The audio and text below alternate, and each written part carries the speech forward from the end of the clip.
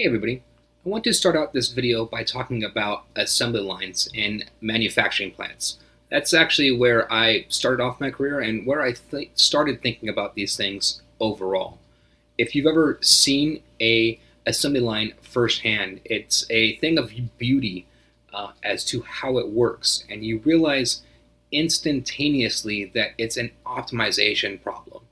It's You take a product, the end result of the product, let's call it Z, and then your goal is to build individual stations, however many stations that you need, 8, 16, 24, etc., and then to get to Z and to your final result. And then so you build, and then each individual station is critical and moves along the line of the flow. And then what you realize instantaneously from building that assembly line is that you can never go faster than the slowest station, no matter what, no matter how you lay it out. And then so the optimization is optimizing at all times the slowest station and then bringing up the weakest chain in the link.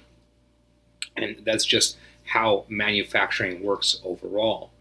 And thinking about that throughout my career, especially starting off young in my career, I started to realize instantaneously that this concept is actually applicable to many different things.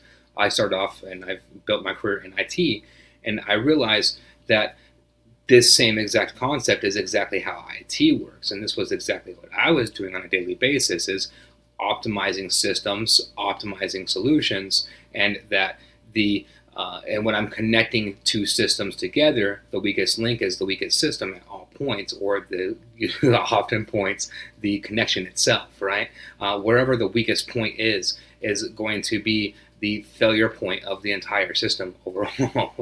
And then so you just go into and you start realizing that this is a big pattern overall, and then you get into leadership, you get into Lean Sigma 6, and you realize that there's actual whole entire leadership philosophies that are built off of this concept of the weakest link. And then so when it comes to your business specifically, I think that a lot of people fall into this trap and this hole, right? They think that of it as a field of dreams. They think of it as if I build it, they will come. And that's not how modern business works at all. It's just not. You can build the greatest product in the world. You can build, you could solve world hunger and cancer tomorrow, and the world is designed to drown that out. There's no, you could walk into the greatest into any pharmacy and you wouldn't get a voice, right? There's no way for you to just amplify that on its own. That's not how. It's just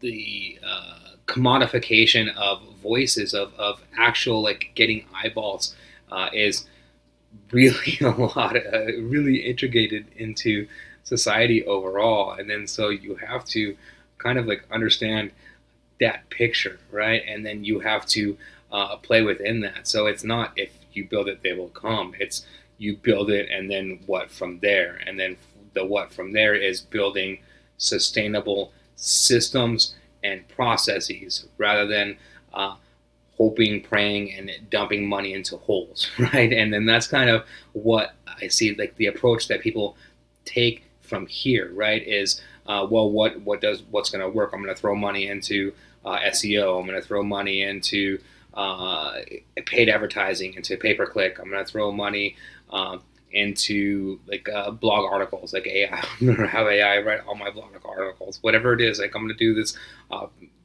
social media.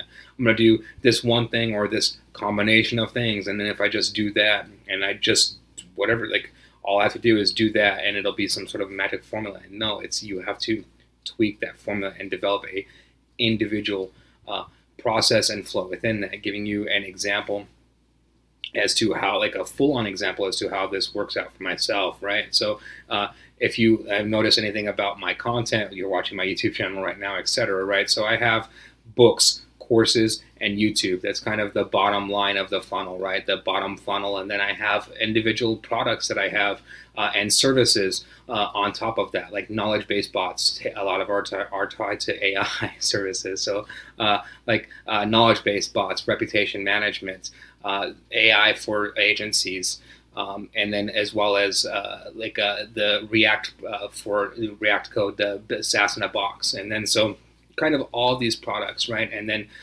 targeting different segments and then different populations. And then so to me, very personally, I went up and I'm big on B2B. And so B2C is very uncommon for me. So SaaS in the box is outside of my realm, my standard realm, right?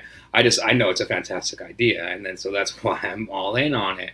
But like, it's not a product that I typically am like. I'm all in on B2B. Like I have my typical products. Like I have AI telemarketers going off and calling B2B agencies and B2B businesses all day, right? That's what I like. I like to be in that realm, and that's my systems and my processes that I develop, and I understand it, but I'm not just dumping money into it, right? I realize that if I put $100 and I put $100 into X with this script, with this individual campaign, my expectation is that $100 is going to turn into $500.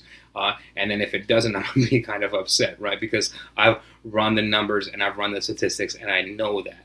Or I know when I'm running an advertisement that it's my cost per click is $1.50, then what exactly I'm going to get as far as conversions out of that, and if that's good or bad enough for me to do that. And I know these things going in first. I'm not just saying like, hey, let me throw $50 into it and see what happens, right? Like I make sure that that's not my weakest link, and then by doing that, I start from there, and I'm always building up and strengthening from those weakest links. And then so at this point in my business, those are things that I don't even concern myself with or go into jumping in, right? I look into building out funnels and building out these processes and making sure that I'm having these individual funnels that funnel towards each individual business and target towards each individual kind of consumer line is much more appropriate to me, right? Like I'd rather go in like honestly, like my approach is like shotgun over machine gun, right? I'd rather just be like up close and personal as opposed to just like spray and pray. And then so that's my approach overall. Spears over like fishing, that type of thing. And then so if you like this type of content, please like and subscribe. Thank you very much.